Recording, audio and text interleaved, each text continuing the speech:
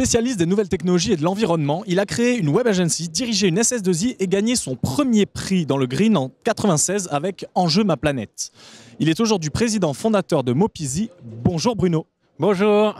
Alors Bruno, est-ce que tu peux nous expliquer ce qu'est Mopizy qui se présente comme un opérateur d'éco-mobilité partagée? En quoi ça consiste? Voilà, donc nous sommes avant tout un opérateur d'autopartage de véhicules électriques et autour du véhicule électrique, nous avons rajouté un certain nombre de services qui est le covoiturage et quand on a un véhicule électrique, il faut aussi se réserver une place à une charge. Donc on a une somme de services autour avant tout de l'autopartage de véhicules électriques. D'accord, l'autopartage véhicule électrique. Donc tu te positionnes comme finalement en concurrence par rapport à qui? Blablacar Alors Blablacar non, au contraire, eux ils font du covoiturage et sur de la longue distance.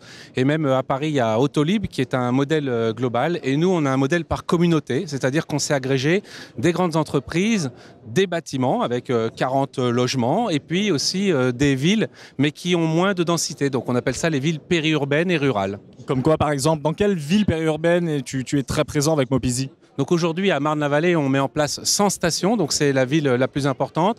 Mais aussi, on se déploie sur le plateau de Saclay, dans la Haute-Vallée de Chevreuse. On est dans les Ardennes, on est dans l'Orne. En fait, on est un peu dans tous les beaux territoires français. Ça fonctionne comment? Avec une appli simple, gratuite? Oui, alors donc on est avant tout donc, des éditeurs d'une application, mais pas seulement, on est aussi derrière opérateur de la solution. Avec un smartphone, on s'enregistre, après donc on réserve et puis on paye en fonction de son usage. C'est l'économie de fonctionnalité. Est-ce que c'est un pur produit d'innovation ou est-ce que quelqu'un l'avait déjà fait avant et tu as finalement peaufiné le concept? Alors l'économie du partage, c'est vraiment l'économie de demain. Et donc faire que l'économie du partage soit une économie bénéfique pour tout le monde, c'est ça notre plus-value. Donc on sait déjà partager des voitures, on savait le faire avec de l'Excel ou de l'Outlook. Aujourd'hui avec les nouvelles technologies, ça apporte vraiment quelque chose de très convivial pour les gens. Et maintenant les gens ne souhaitent plus complètement être propriétaires de leur voiture, ce qu'ils veulent c'est des solutions de transport, donc transport en commun et en complément localement des transports partagés. Donc Bruno, toi ta vision, je cite, c'est que demain dans chaque entreprise, habitat collectif et ville, nous partagerons des véhicules écologiques pour une smart city, donc un marché géré par des entreprises innovantes, expertes, concentrées. C'est de la valeur ajoutée pour l'usager. Donc ton moteur, c'est plutôt le green ou le collaboratif ou les deux? Alors évidemment c'est un peu compliqué notre modèle parce qu'on est dans les deux.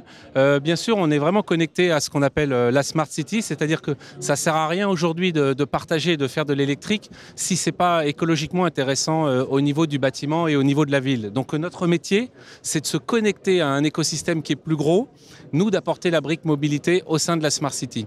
La Smart City, ça va au-delà de la mobilité, c'est quoi finalement? Alors la Smart City, c'est tout dans le nom, c'est très intelligent parce que là, en France on est très bon pour ça. La Smart City, c'est la ville dans laquelle il fait bon vivre et c'est la ville qui est aussi respectueuse de ses habitants et aussi de l'écologie, donc des requirements, comme on dit au niveau international, autour de l'écologie. On ne peut plus vivre en consommant autant et en faisant autant de pollution, mais on peut vivre avec du bien-être pour tout le monde. Aujourd'hui, la techno existe ou est-ce qu'il y a encore des technologies que nous n'avons pas encore créées et qui vont émerger dans 5-10 ans et que l'on attend beaucoup?